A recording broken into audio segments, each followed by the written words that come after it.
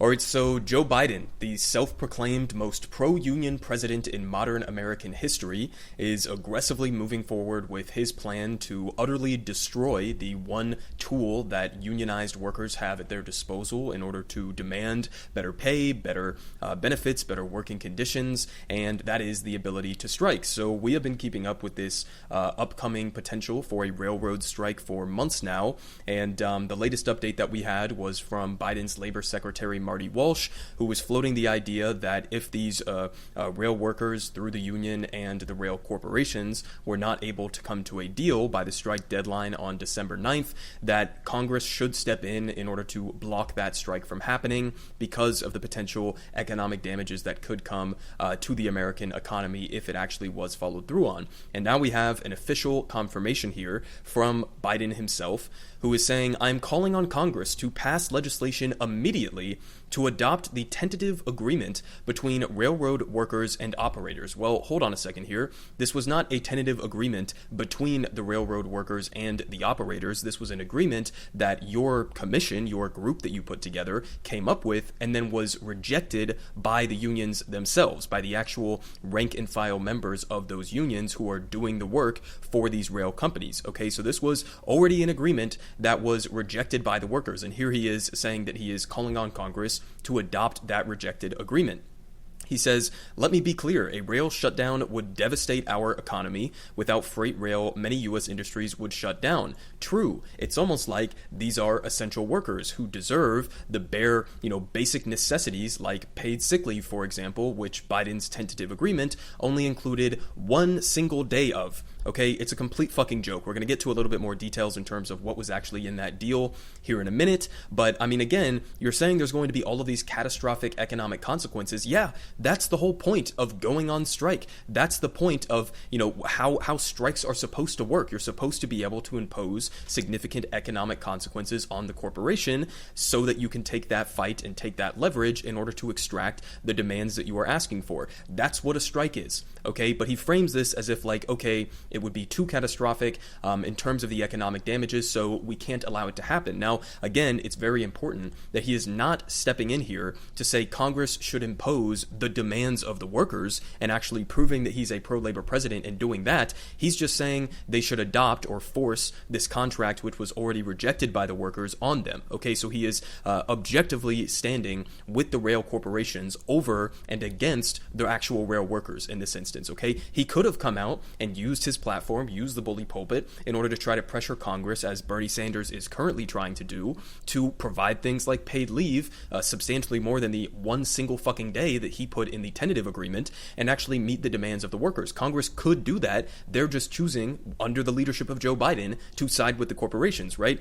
But here's where it gets even, better down here. He says, as a proud pro-labor president, he says, "As a pro-labor president, I'm reluctant to override the ratification procedures and views of those who voted against the agreement. But in this case, where the economic impact of a shutdown would hurt millions, I believe Congress must use its powers to adopt this deal." He says, "No one should have to choose between their job and their health or the health of their children. I have pressed legislation and proposals to advance the cause of paid leave in my 2 years in office and will continue to do so." Okay, so basically what he's saying here is instead of trying to pressure Congress to actually adopt the demands of the workers, we are going to pressure them to adopt the demands largely of these rail corporations. And then on top of that, he's floating down here, this idea that he has somehow been a strong fighter for paid sick leave, for example, as a universal policy within the United States. And just as a reminder, the United States, among the, global developed world community, or among the OECD nations, the United States stands alone as one of the only countries in the entire fucking planet that does not provide guaranteed sick leave to our workers, okay? But he's saying I kind of floated it. It was within Build Back Better for a little bit, even though I allowed that to get completely shredded into a million pieces by a member of my own party with little to no pushback whatsoever.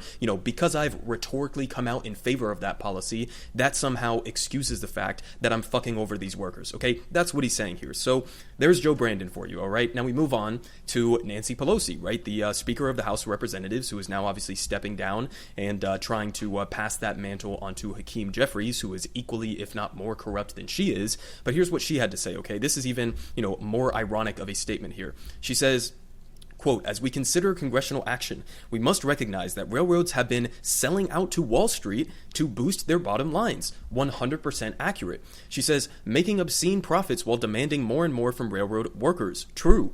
She says, "We are reluctant to bypass the standard ratification process for the tentative agreement, but we must act to prevent a catastrophic nationwide rail strike, which would grind our economy to a halt. Our entire nation would suffer. More than 750,000 workers, including many union members, would lose their jobs in just the first 2 weeks. Millions of families wouldn't be able to get groceries, medications, and other goods, and our economy would be paralyzed as it continues to recover." And she says, "Under the Commerce Clause of the Constitution, Congress has both the authority and responsibility to prevent this outcome and ensure the uninterrupted operation of critical transportation services." Okay, so a couple of different things here. First of all, you are calling out the fact that these corporations have been selling out these workers for the sake of Wall Street investors. And then you're immediately turning around and saying, yeah, that might be the case, but we're also going to force this deal, which the workers don't want and which is much more favorable disproportionately to those corrupt rail companies. That's what she's saying. She's just, saying, I am siding with the corrupt Wall Street ghouls over these workers, right? Because somehow, all of these other consequences that would come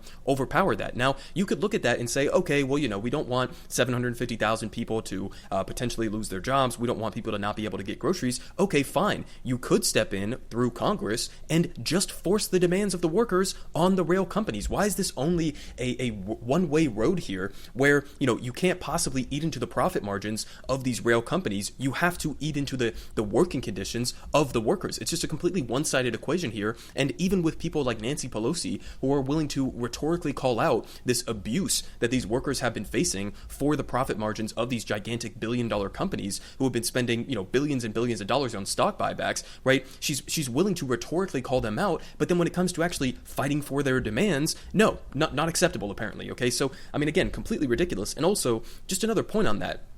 If you're talking about how, important these workers are or how important these rail lines are, why would you leave them in the hands of corporations who you yourself are admitting are selling out to Wall Street? Okay, and this goes a lot deeper than just just the working conditions for these average railroad employees, right? This also has broader implications for the entire American economy, right? If this actually is a national security issue, then maybe you shouldn't have it be privatized. Maybe this is something that we could, nationalize and have, Congress operate these railroads and have the government actually operate these railroads and make those investments in improving them, make those investments in making them more efficient, maybe electrifying them, making actual capital investments to improve our supply chains, right? Because these private corporations haven't been doing that. They haven't been spending virtually any capital, at least not relative to the amount that they've been spending on stock buybacks, on actually improving our supply chains. So not only are you allowing these private corporations to get away with this Wall Street greed at the expense of these workers,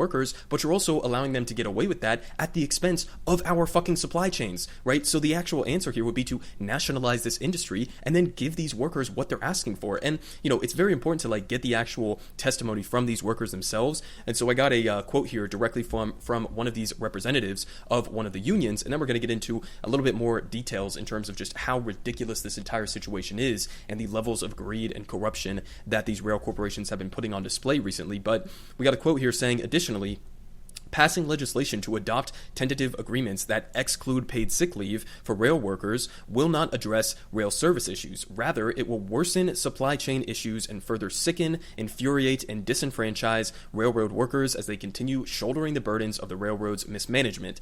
Indeed, the big corporations, the monopolies that control America, the robber baron railroads, have again profiteered from the problem they created and shifted the consequences of it on to the railroad workers, the customers, and the general public. This cannot continue. There must be a change. 100% correct, okay? Base take there from this representative, right? These are actual, robber barons. They are the modern day robber barons. And we actually have worse wealth inequality in this country now than during the Gilded Age, right? So, that's not even just a rhetorical comparison. That's actually the situation that we're in now. Now, again, just a little bit more background context in terms of what they've been spending their money on, while for years now, keep in mind, these negotiations have been going on since 2020 was the last time they had a ratified agreement that ended. So this has been going on for years. And what have these rail companies been doing in the meantime, instead of providing the bare necessities for their workers or making any of those capital investments to actually improve the rail lines? They say here from Common Dreams' Kenny Stansel, According to Railroad Operators Bad for Workers, Good for Investors, a collection of data compiled by the Groundwork Collaborative and shared with Common Dreams, on Monday, a handful of major rail companies reported more than $10 billion in stock buybacks and dividends over the first 6 months of 2022. Okay, so you have $10 billion to spend on stock buybacks and dividends in just the first 6 months of this year, but you can't afford to give your workers paid sick leave. I mean, think about just how absurd that is at face value, right? Again, the consequences of privatization of industries that are supposedly matters of national security, right? They say, meanwhile, workers who try to visit a doctor amid a global pandemic continue to be disciplined, leading to higher staff turnover and soaring injury rates. So again, that's the background context. A little bit more here from MR Online. They say railroad CEOs were paid over $200 million as workers suffered. So all of this money being taken out of the pockets of these railroad workers and shuffled up to gigantic Wall Street investment firms. They continue here at Axios with another little bit of context here for background. They say, why it matters. It's a sign of the changed landscape for labor in a post-pandemic era that the state of the nation's economy now hangs on worker demands for fairly basic benefits like paid time off for illness. They say even though railroad unions were able to negotiate a substantial pay raise in the agreement, they say it doesn't address certain intolerable workplace conditions. And keep in mind, I brought this up in my recent video as well, if you actually listen to what some of these workers are having to do just in their day-to-day lives, some of them, first of all, never get to see their family members on any sort of consistent basis. They are constantly on call. Sometimes because of all of these cutbacks on labor that these rail companies have been deciding to do over the last couple of years, you'll have situations where you have these gigantic, ridiculously long, heavy trains, sometimes with hazardous materials on them, where single workers are having to operate them by themselves with little to no break whatsoever on like 15-hour drives. And also, if you don't have paid sick leave, some of these workers are inevitably going to have to show up sick. So is that what you want to be, the state of our supply chains where, some horrific accident could happen because for the sake of these Wall Street profits, some sick worker had to go in and do one of these long haul trips by themselves? I mean, it's just a completely absurd situation, right? They continue, saying there's anger among the rank and file over the company's punitive scheduling systems, insiders tell Axios. They say during the pandemic, workloads became intolerable as the industry struggled with worker shortages that the rail corporations are yet again responsible for. They say workers and industry observers emphasize that the railroad companies, including Union Pacific, CSX, and Norfolk Southern, are seeing record profit margins of around 40%, mostly due to large cuts to headcount over the past several years, but workers say they haven't benefited. So again, cutting staff and then creating these worker shortages and issues and then blaming it on the workers for, being lazy or something. I mean, ridiculous here. But they finish off down here saying the agreement brokered by the White House, again, this is how pathetic this deal was that the Biden administration is now trying to force on these workers. They say this agreement, this tentative deal that was brokered by the White House features one single paid day off that can be used without penalty for a worker's birthday or to make a doctor's appointment, but only on Tuesday, Wednesday, or Thursday. That's what the Biden administration, the most pro-labor president in modern American history, this is what he came up with for these workers. Absolutely disgusting and pathetic. They finish off here saying sick leave has long been a point of contention, and it's why some members voted down the deal. Peter Kennedy, the director of strategic coordination at one of these unions, the BMWE, tells Axios, they say he recognizes the stakes. Quote, we don't want to harm the economy, but we also don't want our members to be without basic human protection. Seems pretty reasonable to me. They say that Kennedy says that they modeled their request on sick pay given to federal contractors who must work 30 hours to earn 1 hour of paid sick time. Again, completely reasonable. They say the proposition would cost the railroads, and this is where you really get a perspective on this entire situation. The proposition would cost the railroads about a penny, 1 cent, out of every dollar that they earn in profits. Okay, he says the railroads would still be making record profits if they ponied up and did the right thing there. So, I mean, again, Joe Biden, self-proclaimed most pro-labor president in modern American history, he is not even willing to go to the mat to fight for what is the equivalent of 1 penny, 1% of every dollar that these rail corporations who are earning record profits right now make in their profits. Okay, 1%. That's what they're asking for, and somehow that's unreasonable. unreasonable. Somehow that's not worth it, right? And keep in mind, I mean, you look at how the mainstream media covers these issues. Typically, they'll bring up things like, what Joe Biden says about the deal and how great it is and how lucrative it is, right? They talked about that in that CNN article that I covered just about a week ago at this point, right? Oh, it's this massive lucrative deal. Look at the pay rises, right? But what they don't give you is that background context about what these rail corporations are actually spending their money on, right? They pretend as if like they just can't afford this, or that this is some sort of a massive demand that these people are asking for, and they put the burden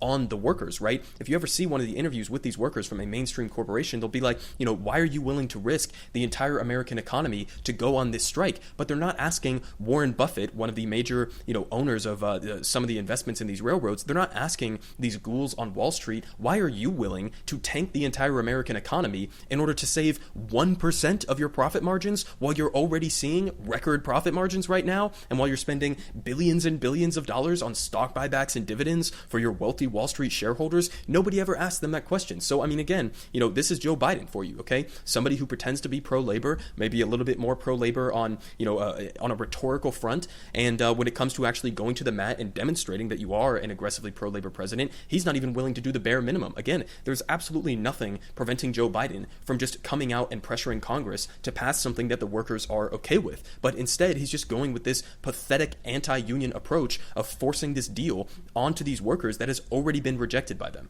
Everyone is saying good politic guy has the best politic. Believe me, no one does it like him.